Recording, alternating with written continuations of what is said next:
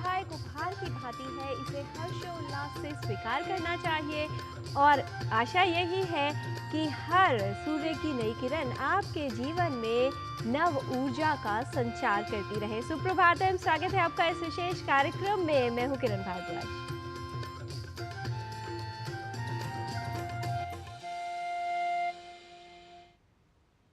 हर क्षण की लहर को पहचानना चाहिए, क्योंकि समय को जानकर ही जीवन में आत्मविश्वास की राह मिलती है। समय की परीक्षा कठिन अवश्य होती है, लेकिन उसका परिणाम कैसा होगा ये निर्भर करता है कि हमारी मेहनत अर्थात परिश्रम कैसा था। इसीलिए सदा ही समय का सम्मान करना चाहिए, उसका सदुपयोग करना चाहिए। समय का ज्ञान लेने के लिए आइए देख लेते हैं आज का पंचांग। आज का पंचांग युगाब्द 5126, विक्रम संवत 2081, शक संवत 1946, उत्तरायण, माघ मास, कृष्ण पक्ष, चतुर्थी तिथि, शुक्रवार, मघा नक्षत्र। आज का दिन सभी के लिए मंगलमय हो। ईश्वर अर्थात परमात्मा, उस दिव्य शक्ति की प्राप्ति के लिए शुद्धिकरण का विशेष महत्व है। इसके लिए व्यक्ति का तन शुद्ध होना चाहिए, मन शुद्ध होना चाहिए और विचार शुद्ध होने चाहिए। क्या महत्व है शुद्धिकरण का और कैसे उस दिव्य आत्मा अर्थात उस दिव्य शक्ति की प्राप्ति के लिए हमारे विचार उपयोगी सिद्ध हो सकते हैं, कैसे अपने विचारों को सुदृढ़ और सकारात्मक बनाया जाए और किस तरह से ये विचार हमारे जीवन में ऊर्जा संचारित करते हैं, ये समझने की आवश्यकता है। आइए देखते हैं आज का सकारात्मक विचार अर्थात सुभाषित और जान लेते हैं शुद्धिकरण का क्या विशेष महत्व है। नित्यं नैमित्तिकं काम्य त्रिविधं स्नानमुच्यते तर्पणं तु भवेत् तस्य अंगत्वेन प्रकीर्तितम्। स्नान 3 प्रकार के होते हैं। नित्य अर्थात प्रतिदिन, नैमित्तिक अर्थात विशेष अवसर पर किसी के निमित्त स्नान एवं काम्य अर्थात तीर्थ पर स्नान। स्नान के अंतर्गत ही देव, ऋषि एवं पितरों का यथाविधि तर्पण बताया गया है। कहा जाता है कि यदि ईश्वर को प्राप्त करना है तो अपनी आत्मा को शुद्ध करना आवश्यक है। प्रयागराज में महाकुंभ भारतीय संस्कृति, कला और हमारी पूरी संस्कृति का एक विशेष संगम है। इसमें कई श्रद्धालु आते हैं और अपने जीवन का विस्तार करते हैं। कहा जाता है कि महाकुंभ में स्नान करने से व्यक्ति को मोक्ष की प्राप्ति होती है, उसके कष्ट और पाप नष्ट हो जाते हैं। आइए जान लेते हैं महाकुंभ पर आधारित हमारे सहयोगी की ये विशेष रिपोर्ट।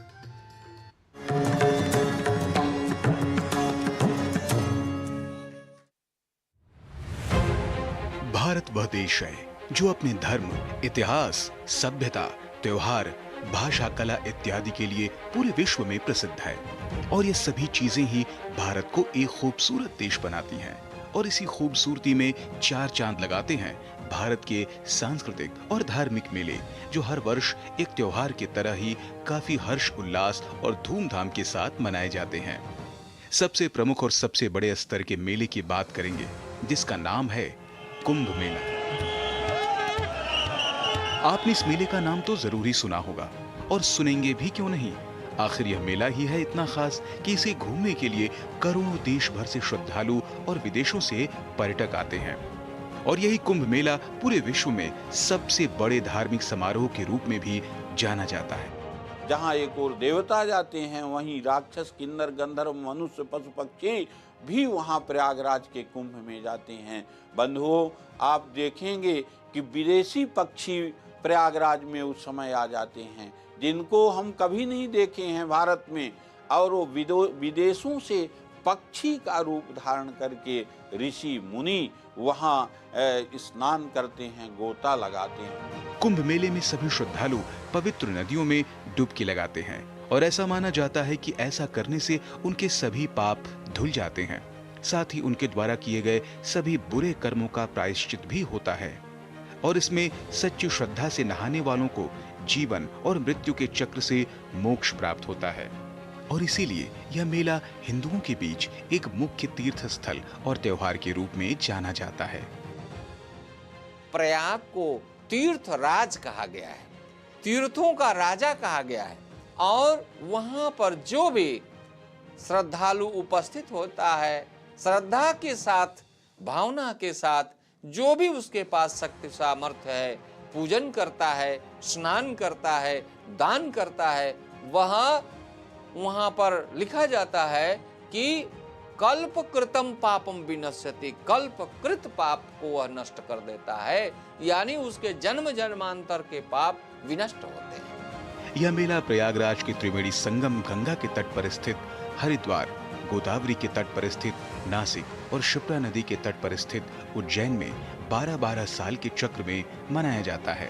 पर इनमें से किस जगह कब यह मेला आयोजित करना है, यह निर्णय होता है ज्योतिषीय गणना के द्वारा, जिसके लिए सोलर सिस्टम यानी सूर्य के आधार पर बृहस्पति ग्रह की स्थिति को विश्लेषण किया जाता है। और इसी अनुसार यह त्योहार इन चारों जगहों में से किसी एक जगह पर उत्सव होता है। प्रयाग त्रिवेणी नदियों के संगम पर है। अन्य जो कुंभ के मेले लगते हैं, चाहे वो हरिद्वार में हो, उज्जैन में हो, नासिक में हो, वो एक नदी के तट पर मेले लगते हैं। प्रयाग 3 नदियों के संगम पर होने के कारण से और ज्योतिषीय गणना ग्रहों की विकिरण के कारण से इसमें एक वैज्ञानिकता आ जाती है, यानी कि सूर्य, चंद्रमा और बृहस्पति, इन तीनों ग्रहों की एक विशेष दृष्टि रहती है। और दृष्टि क्या होती है कि जो किरणें परावर्तित होकर इन ग्रहों से यहाँ के जल पर पड़ती है, उस जल में सकारात्मक ऊर्जा उत्पन्न होती है। यह महाकुंभ मेला भारतीय संस्कृति, कला और प्रकृति का एक अनोखा संगम है। यह स्थल देश भर के श्रद्धालुओं और पर्यटकों को आध्यात्मिकता और मनोरंजन का खास अनुभव प्रदान करता है। मोक्ष की खोज में निकले लाखों करोड़ों श्रद्धालु यहाँ पर इकट्ठा होते हैं और अपनी श्रद्धा भक्ति द्वारा इसे बना देते हैं धार्मिक उत्सव, संस्कृति का संगम, शांति का सागर और मोक्ष का द्वार महाकुंभ। राजमंगल पांडे के साथ जनेंद्र सिंह की रिपोर्ट, डीडी न्यूज।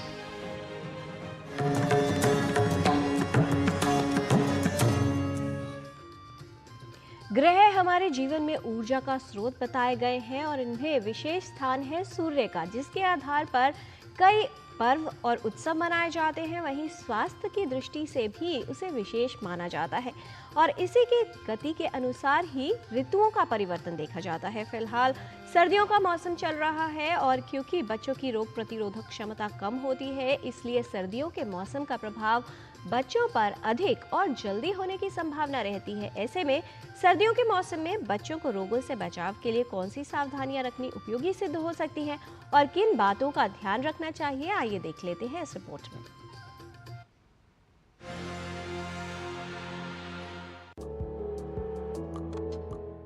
सर्दियों का मौसम बच्चों के लिए खास चुनौतियां लेकर आता है।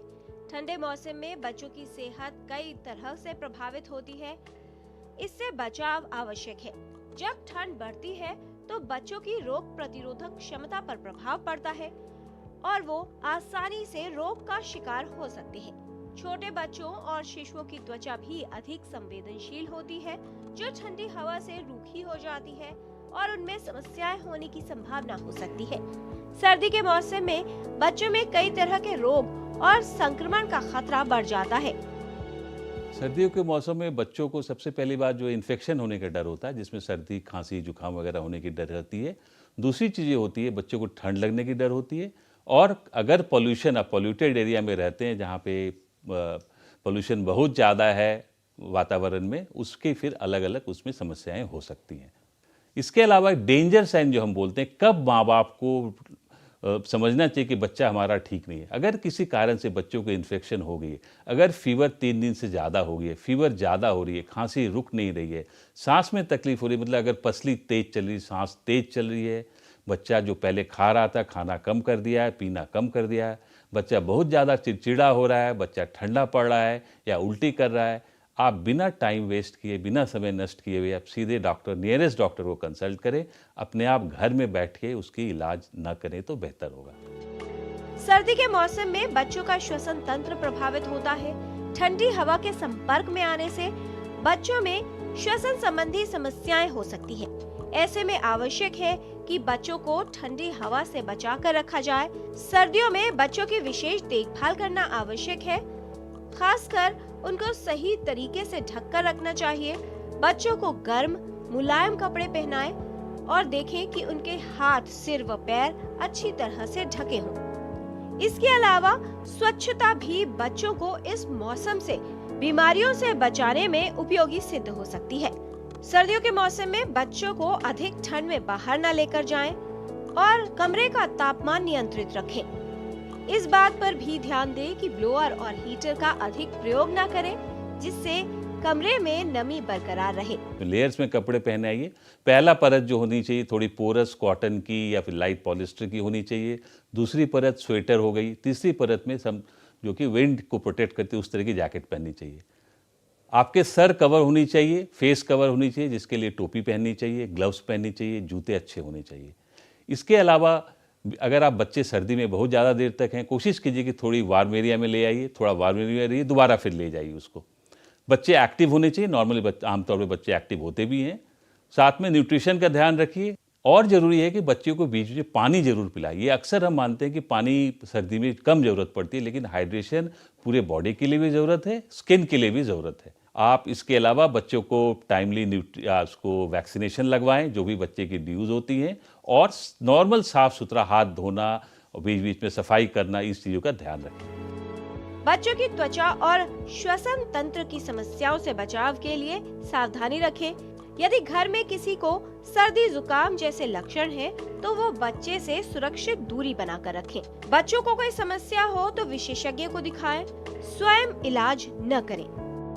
जब बहुत ज़्यादा ठंड होती है तो रूम को गर्म रखना चाहिए। बहुत रेयरली हीटर वगैरह की ज़रूरत पड़ती है। कोशिश करनी चाहिए क्लोज रूम में बहुत ज़्यादा हीटर को नहीं चलाएं। अक्सर माँ बाप क्या करते हैं, बच्चे समझ कर उनको ज़्यादा कपड़ा पहना देते हैं। हम एडवाइस करते हैं, हम लोग पेडियाट्रिशियन, कि माँ जितने बच्चे कपड़े में कंफर्टेबल होती है उससे एक कपड़ा आप एक्स्ट्रा पहनाइए। रज़ाई का यूज़ कीजिए, कंबल का यूज़ कीजिए, और घर में अगर ड्रायर और यूज़ कर रहे हैं तो साथ में आप कोशिश कीजिए कि एयर को ह्यूमिडिफाइड रखें तो बेहतर होगा। नेबुलाइजर एक प्रकार का ट्रीटमेंट है। ट्रीटमेंट अपने आप शुरू नहीं करें।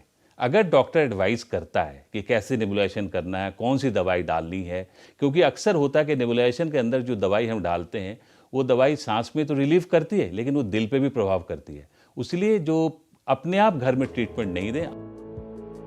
सर्दी के मौसम में बच्चों की सेहत पर ध्यान देना आवश्यक है। सही आहार, स्वच्छता और सर्दियों में सावधानी इस मौसम में आपके बच्चों को रोगों से बचा सकती है और स्वस्थ रखने में उपयोगी हो सकती है। किरण भारद्वाज, डीडी न्यूज।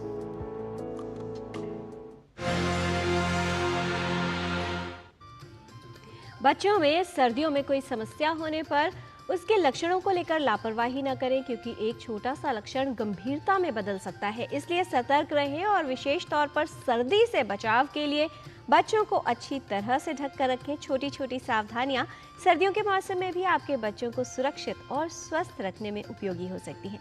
यहाँ पर लेते हैं एक अल्प विराम। आप देखते रहिए डीडी न्यूज। हम जल्द लौटते हैं।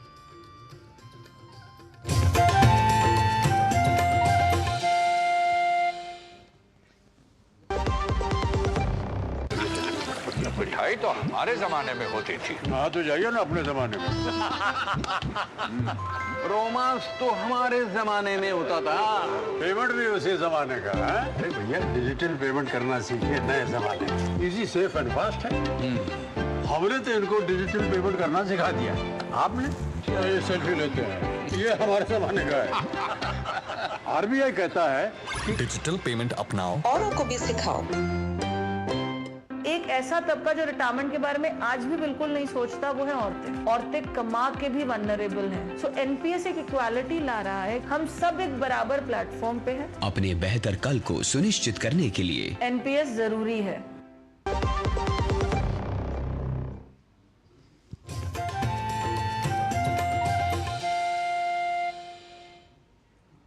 ब्रेक के बाद आपका स्वागत है। सर्दियों के मौसम में शारीरिक श्रम न करना कई समस्याओं को आमंत्रित कर सकता है और जटिलताएं बढ़ा सकता है।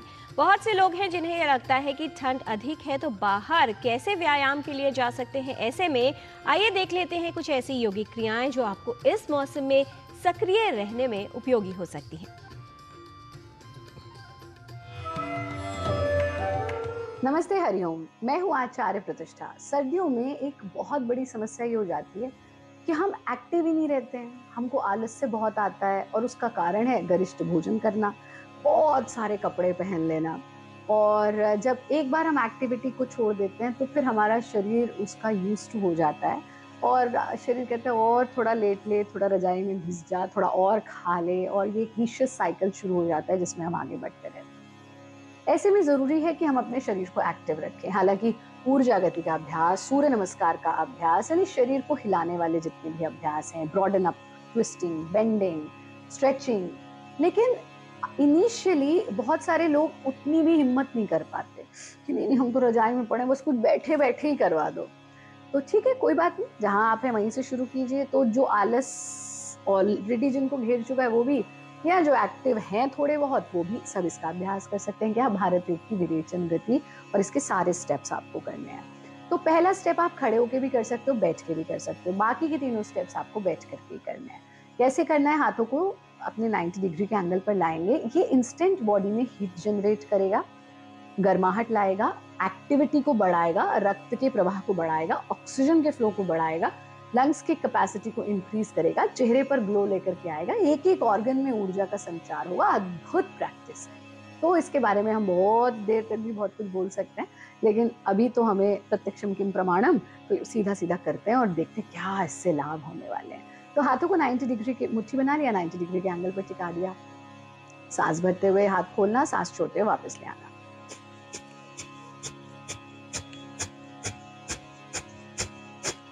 आसान काम है, 100 टाइम्स कर लीजिए। जब 100 टाइम्स हो जाए दोनों हाथ खोले,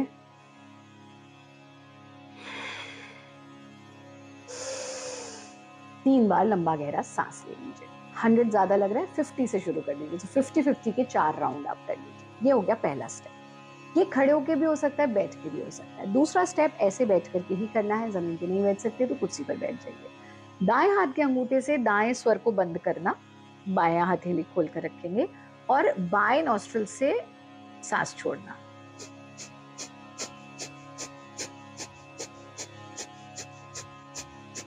देख रहे हैं पेट भी संकुचित हो रहा है। 50 टाइम्स कर लिया। 50th exhalation. 3 बार लंबा गहरा सांस लें।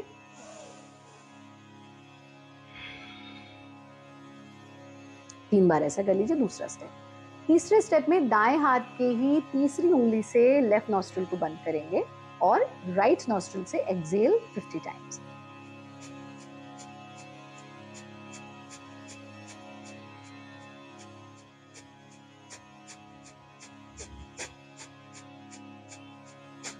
ऐसा करिए 50 टाइम्स और फिर 3 बार डीप ब्रीदिंग।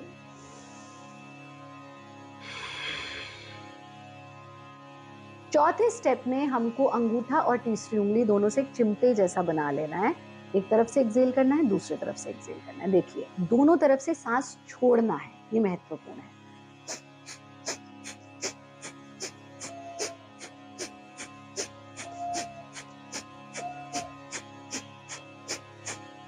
ऐसा कर लीजिए आप 50 टाइम्स और फिर पूरा सांस छोड़ दिया। 3 बार डीप ब्रीदिंग।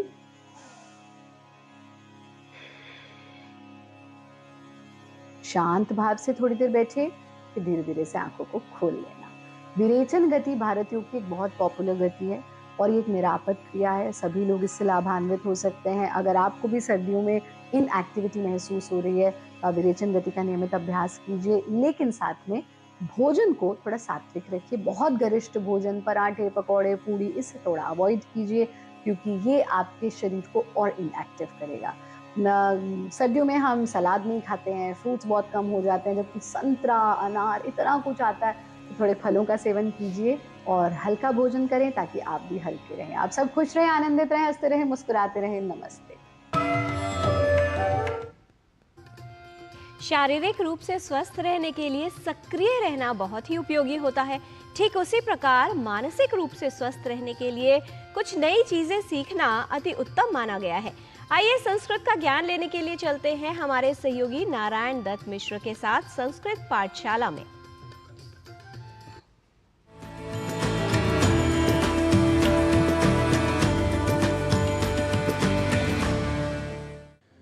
नमः संस्कृत प्रियेभ्यः एतस्यां संस्कृत पाठशालायां समेषां स्वागतमस्तु। अद्यतन्यां कक्षायाम् अहमस्मि नारायण दत्त मिश्रः। संस्कृत की कक्षा में इन दिनों आप संख्याओं के साधारण और पूर्णार्थक स्वरूपों के बारे में जान रहे हैं और साथ ही कर रहे हैं संख्याओं के इन स्वरूपों के साथ कुछ वाक्यों का अभ्यास भी। तो आज इस क्रम को आगे बढ़ाते हुए संख्या 9 के संस्कृत प्रयोगों को उसके साधारण स्वरूप के साथ अच्छे तरीके से जान लेते हैं। संख्या 9 के लिए संस्कृत में हम साधारण रूप से कहते हैं नव। और यहाँ ध्यान दीजिए कि नव यह शब्द संस्कृत वाङ्मय में एक बार आपको नए के अर्थ में भी प्रयुक्त मिलेगा। यह बस ऐसी ही समानता है जैसे कनक कनकते सौगुनी मादकता अधिकाय जैसे प्रयोगों में कनक इस एक शब्द के दो अर्थों को आप जानते हैं। यानी कनक का एक अर्थ सोना या स्वर्ण और कनक का दूसरा अर्थ धतूरा यह माना जाता है। तो बस ऐसे ही यहाँ नव शब्द के दो अर्थ होते हैं, अर्थात एक नया और जी हाँ, क्योंकि हम इस समय बात कर रहे हैं संख्याओं की, तो नव का अर्थ नया यह न समझकर संख्या 9 यह ही समझना है। तो इस 9 शब्द के पुल्लिंग, स्त्रीलिंग और नपुंसक लिंग स्वरूपों में कोई परिवर्तन नहीं होता, अर्थात सभी लिंगों में 9 के लिए संस्कृत शब्द होगा नव। यहाँ यह स्मरण रख लें कि संख्या 1 हमेशा एक वचन में होता है, जबकि संख्या 2 का हमेशा द्विवचन में ही प्रयोग होता है, जबकि संख्या 3 और उसके बाद की अन्य संख्याएं सामान्य रूप से बहुवचन में ही प्रयुक्त हुआ करती हैं। हमने सामान्य रूप से इसलिए कहा क्योंकि संख्या 3 के बाद यानी बहुवचन के रूप में समझी जाने वाली ऐसी कई संख्याएं हैं जिनका संस्कृत में बहुवचन के अतिरिक्त एक वचन में भी प्रयोग दिख जाया करता है। इस बारे में भी हम आपको यथासमय उन संख्याओं के क्रम के समय बताएंगे। तो अभी हमें यह स्मरण रखना है कि संख्या 3 के बाद की संख्याएं साधारण रूप से बहुवचन में ही प्रयुक्त हुआ करती हैं। अतः संख्या 9 भी संस्कृत में नव इस साधारण स्वरूप के साथ बहुवचन में ही प्रयुक्त हुआ करती है, यह स्पष्ट हुआ। इस तथ्य को जान लेने के बाद आइए तीनों ही लिंगों में एक समान स्वरूप वाले नव शब्द का कुछ वाक्यों के साथ प्रयोग कर लेते हैं। सबसे पहले कर लेते हैं नव इस संख्या का पुल्लिंग में वाक्य प्रयोग। देखिए, हम हिंदी में कहते हैं ज्योतिष शास्त्र में 9 ग्रह स्वीकारे जाते हैं। इसे संस्कृत में कहेंगे ज्योतिष शास्त्रे नव ग्रहाः स्वीक्रियन्ते। इसी तरह हम हिंदी में यदि कहेंगे कि कार्यालय में 9 लिपिक या टाइपिस्ट हैं, तो संस्कृत में इसका वाक्य प्रयोग होगा कार्यालये नव लिपिकाः सन्ति। यहाँ नवग्रहाः और नवलिपिकाः जैसे उदाहरणों में ग्रह और लिपिक ये 2 पुल्लिंग शब्द हैं और इन शब्दों के पहले 9 इस संख्या का जो प्रयोग हुआ है वह भी पुल्लिंग का ही कहलाएगा। यह हमें विशेष रूप से ध्यान में रखना है। अब 9 इस संख्या का वाक्य प्रयोग स्त्रीलिंग में कर लेते हैं। जैसे हिंदी में हम कहें कि रमा के हाथ में 9 चूड़ियां हैं, इसे संस्कृत में कहेंगे रमायाः हस्ते नव कंकणाः सन्ति। ऐसे ही हिंदी में हम कहें कि मेरे मित्र के पास 9 कलमें हैं, तो इसे संस्कृत में कहेंगे मम मित्रस्य पार्श्वे नव लेखन्यः सन्ति। यहाँ नव कंकणाः और नव लेखन्यः जैसे उदाहरणों में कंकण और लेखनी ये 2 स्त्रीलिंग शब्द हैं और इन शब्दों के पहले 9 इस संख्या का जो प्रयोग हुआ है वह भी स्त्रीलिंग का ही कहलाएगा।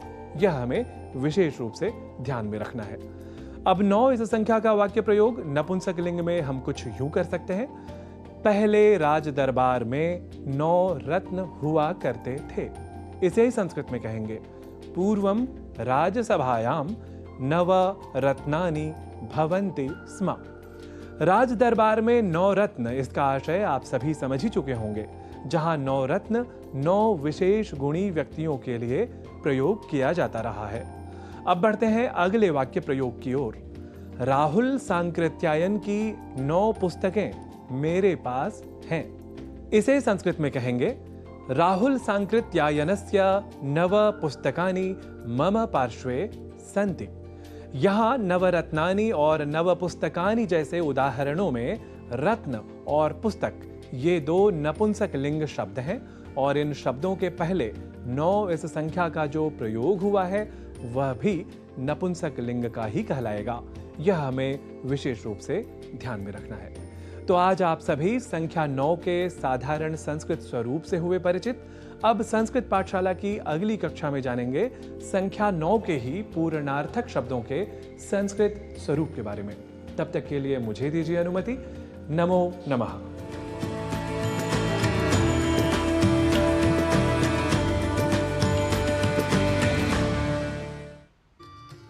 ज्ञान न सिर्फ अज्ञानता के अंधेरे को दूर करता है, उस अंधकार को दूर करने के साथ अगर बात की जाए जटिल परिस्थितियों की तो उसमें मार्ग प्रशस्त करता है और कभी कभी व्यक्ति को बाहर निकलने का अर्थात समस्याओं को दूर करने का साहस भी देता है। धैर्य और ज्ञान इन दोनों का समागम जीवन को उद्धार प्रदान कर सकता है। लेकिन फिर भी कभी कभी जीवन में कुछ ऐसी परिस्थितियां घेर लेती हैं कि व्यक्ति निराश हो जाता है, उदास हो जाता है। पर ईश्वर कहते हैं कि मैं तुम्हारे साथ हूँ, सामने नहीं तो आसपास हूँ। जब जीवन में कुछ भी ना नजर आए और सब कुछ लगे असंभव तो बस बंद करो अपने नेत्रों को और हृदय से याद करो, मैं कुछ और नहीं, तुम्हारा विश्वास हूँ। विश्वास रखिए, जीवन में सब कुछ अच्छा है और जो नहीं है ठीक वो अच्छा हो जाएगा। आत्मविश्वास, स्वयं पर विश्वास और उस परम शक्ति पर विश्वास, ये हमारे जीवन को योग्य भी बना सकता है और उसका उद्धार भी कर सकता है। इसलिए स्वयं पर विश्वास कीजिए और जीवन में आगे बढ़ते रहिए, प्रसन्न चित्त रहिए, दूसरों के लिए उपयोगी बनिए। आज के कार्यक्रम में इतना ही। हमारी पूरी टीम को दीजिए अनुमति। नमस्कार।